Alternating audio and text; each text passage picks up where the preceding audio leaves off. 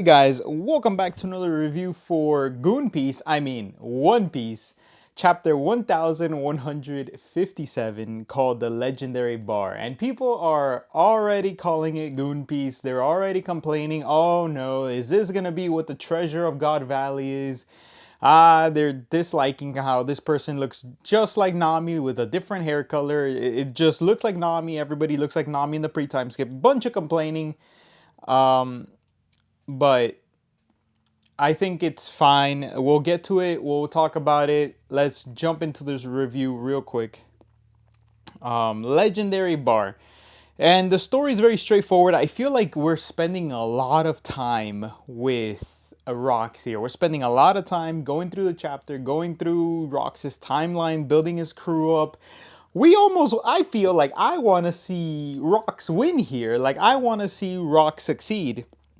My man's is awesome. I feel like he has a good character, and it sucks that we know the outcome. So I feel like Oda is going to do a red herring. He's gonna say we don't know. In reality, we're not gonna know what happened to Rox, but we kind of have to assume he is defeated or deceased by the end of God Valley, something like that, but not 100% certain. I think that's the red herring.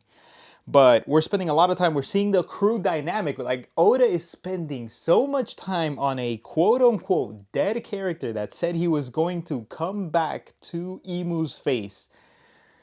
So I'm having a little bit of hopes, and Morge did a great video about why he thinks that Zebek is still alive. Great video, watch that. But we're gonna continue with the chapter review here, and we see the dynamic between Shiki, Newgates, or Whitebeard.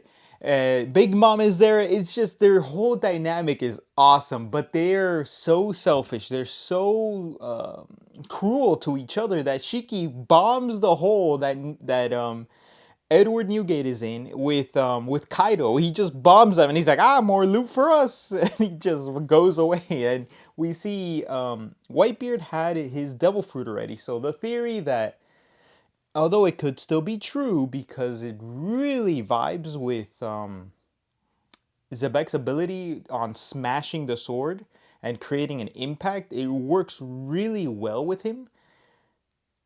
It kind of dulls that he needs that devil fruit. That's the two devil fruits he wanted because Edward has it already. And Shiki, you see, he has his float fruit already in one of the panels. He's floating above everybody else, trying to get away. I love their crew dynamic. You see massive power. He's able to shake the island just like he did in his prime for Whitebeard. And Big Mom doesn't. No, Big Mom already has her ability as well. Well, always. I mean, she had it since she was a child. Almost forgot there. We actually saw Kid Katakuri, Kid Oven, and the other panel, the third sibling in there.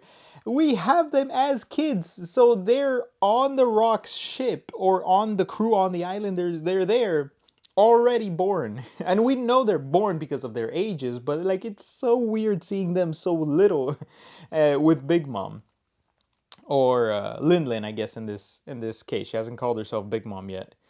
You have young Kaido, you have the whole Rocks crew, and that's just progressing through the story. The Marines attack them. They're saying how infamous the Rocks crew is. It's kind of the era of Rocks. If there was a king of the pirates of the time, you can't really say because Zebek hasn't clashed with Harold 100% to say there's a king of the pirates, but they're calling it the era of Zebek, even though maybe Herald is as strong as Zebek. We really don't know, and I don't think so.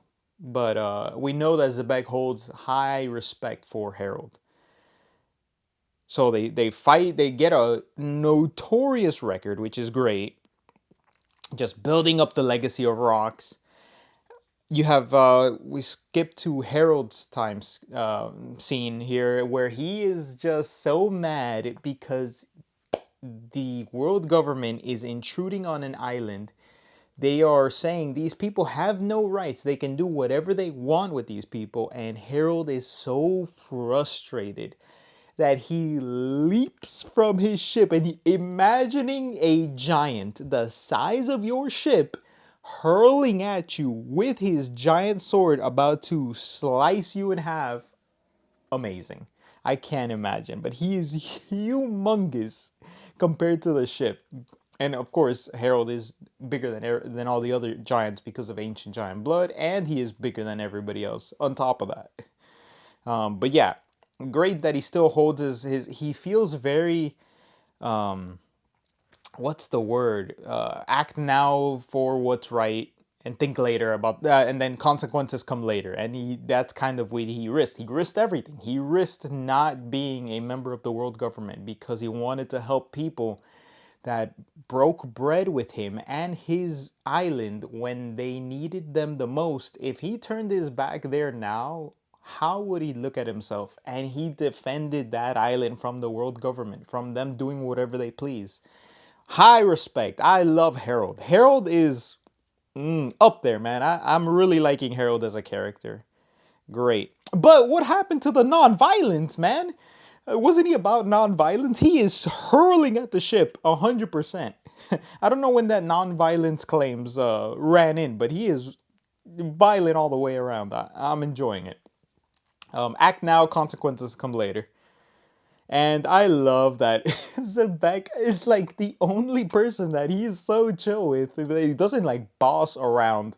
If you notice, like the thing about Zebek treating Harold with such high respect and not bossing him around is just putting Harold up here for me, man. Like Yonko level, you're both neck and neck, and maybe Zebek is like, this is gonna be a high diff fight.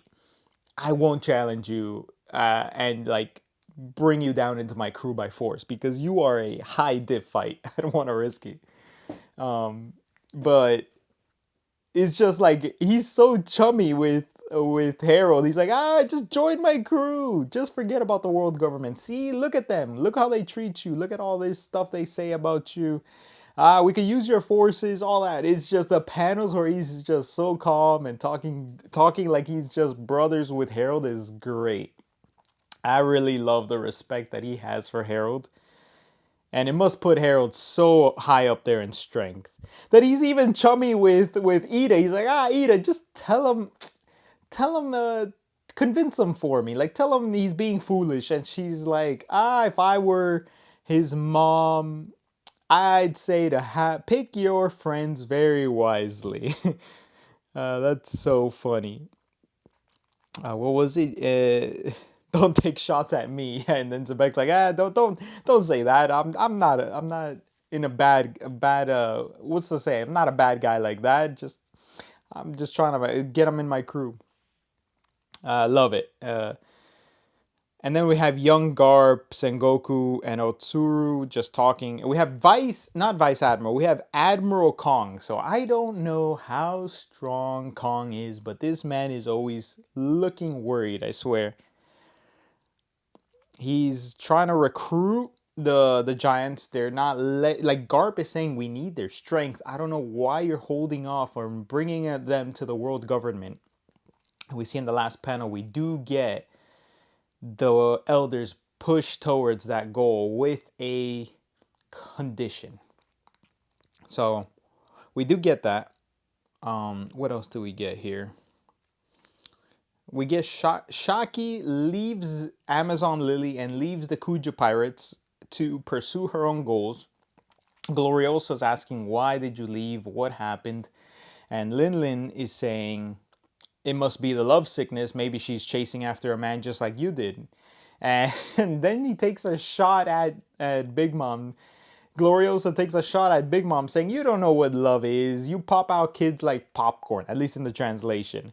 And we see little Katakuri, little Oven just on her shoulder, just so small. But we do see like the smile is there, like the disfigurement of the smile is there from when he was born. I don't know why, but they're trying to figure it out. We will soon figure out why or where Shaki goes. We have Newgate and Miss Buckingham? Yeah. Where he's just, we thought like, oh, Um, Whitebeard is just that guy. He doesn't fall for no woman like that. And then just a few panels later, we have Shaki arrive, goes to make her bar. All the Rocks pirates arrive to the area, go into the rush into this bar, and everybody everybody in the crew loses their mind when they see Shaki because of how beautiful she is. That even Newgate and Rocks, I did not expect Rocks to just completely baffle and like do whatever it is for a woman in this case.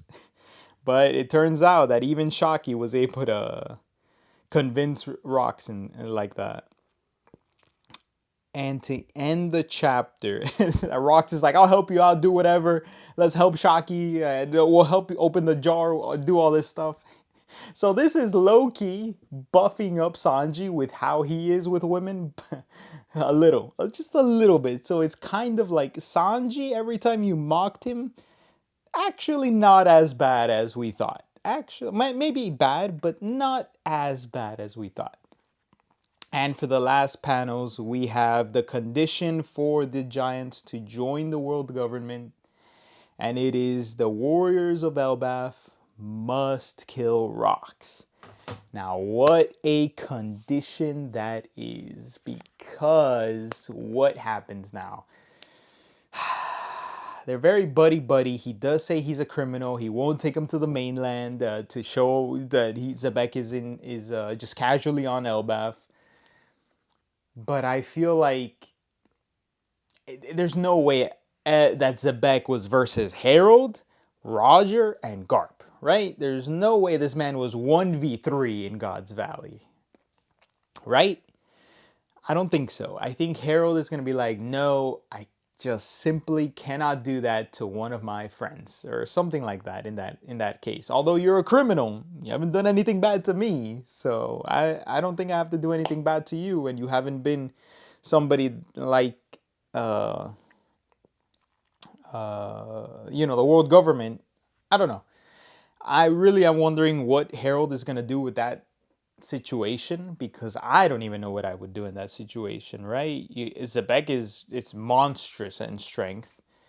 Do you really want to take down that guy? I mean, he hasn't done anything wrong to you. He's been very chummy to you. I don't know.